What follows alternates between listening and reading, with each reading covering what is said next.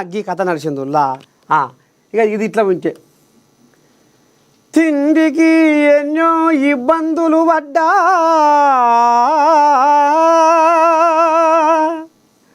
తిండికి ఎన్నో ఇబ్బందులు పడ్డా అయినా ఇయ్యాల నేను గట్టి పట్టుదలతో కేంద్ర మంత్రిగా ఎదిగాను. బండి సైకిళ్ళ మీద పరుగులు తీసిన బండి ఒకప్పుడు తిండికి ఇబ్బందులు పడ్డాడో. ఇక బండి ఒక రామసక్కని పనే ముంగటేసుకుంది. పోరగాళ్లకు 20,000 సైకిళ్లను కొనుగోలు చేసి ఇక వాటిని దశల వారీగా పంపిణీ చేసే కార్యక్రమానికి శ్రీకారం చుట్టిండట బండి. ఇక ఇది కథ. అయితే మరి బండి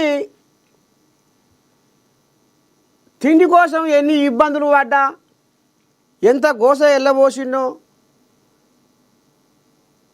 ఏ రకంగా సీతమ్మ శర ఎల్లబోసిండో నాకు తెలుసు. పేదోళ్ళ కష్టమేందో నాకు తెలుసు, బీదోళ్ళ కన్నీళ్ళేందో నాకు తెలుసు, లేనోళ్ళ కడుపుల పుట్టడు దుఃఖం ఎట్టుంటుందో నాకు తెలుసు అని బాగానే దంచి మాట్లాడుతుండు.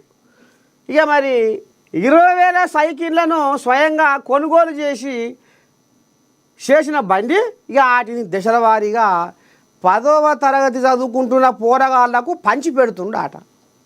అమ్మా ఓహో ఏం నర్సేతాతో మా బండి సంజయ్ మంచి ఎవరే ముంగటేసుకుండు, అదొక పుణ్యమే కదా అని మనం అనుకోవచ్చు. కానీ అసలు కథ ఇంకోటి ఉంది.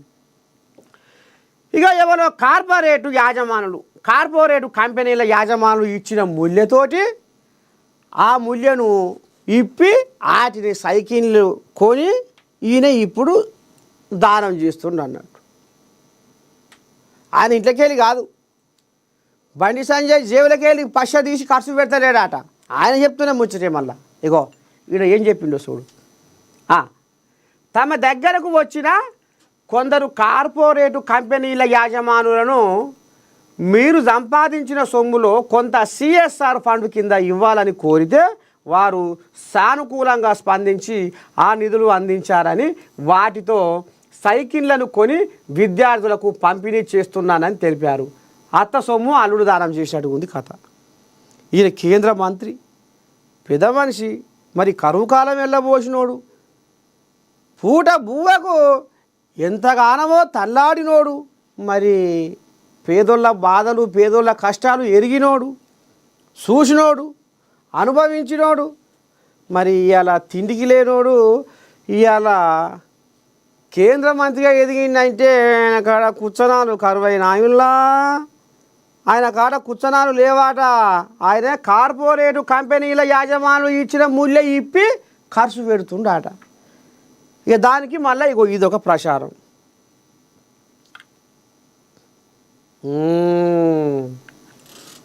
అసే ఖర్చు పెట్టినట్టు పెద్ద మనిషి. గుజరాత్లో ఒక్కసారిగా కుప్పకూలిన బ్రిడ్జి 10 మంది మృతి, విచారణకు సీఎం ఆదేశం.